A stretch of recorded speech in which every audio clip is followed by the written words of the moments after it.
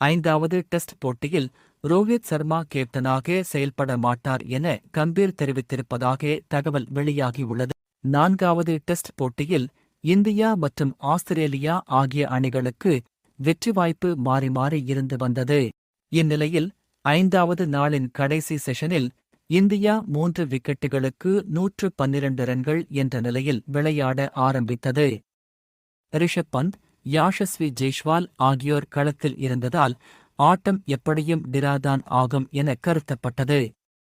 ஆனால் ரிஷப் பந்த் தவறான ஷாட்டை ஆடி ஆட்டமிழந்த பிறகு இந்தியா அடுத்தடுத்து விக்கெட்களை இழந்து கடைசி செஷனில் மட்டும் 7 விக்கெட்களை இழந்து இறுதியில் 184 ரன்கள் வித்தியாசத்தில் தோற்றது.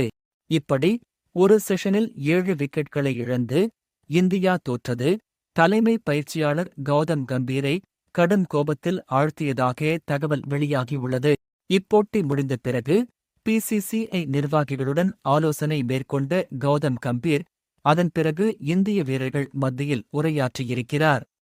அப்போது கடந்த 6 மாதங்களாக இந்திய வீரர்களுக்கு முழு சுதந்திரம் வழங்கப்பட்டது. வீரர்களின் பேட்டிங் முறையில் ஒரு பயிற்சியாளராக நான் தலையிடவில்லை. ஆனால் 4வது டெஸ்ட் போட்டியில் நீங்கள் விளையாடிய விதம் சிறப்பானதாக இல்லை எனக் கூறியிருக்கிறார்.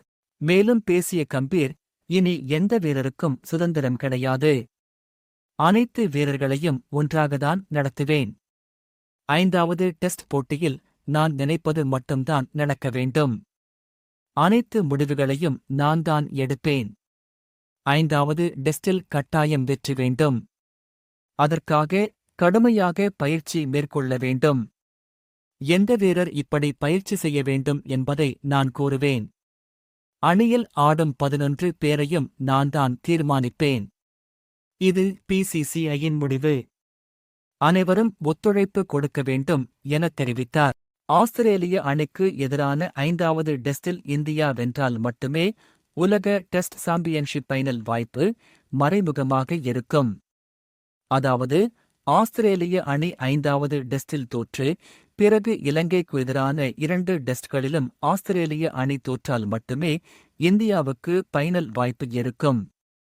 ஆஸ்திரேலிய அணி அடுத்த 3 டெஸ்ட்களில் ஒரு வெற்றியை பெற்றாலே ஃபைனலுக்கு முன்னேறிவிடும் என்பது குறிப்பிடத்தக்கது.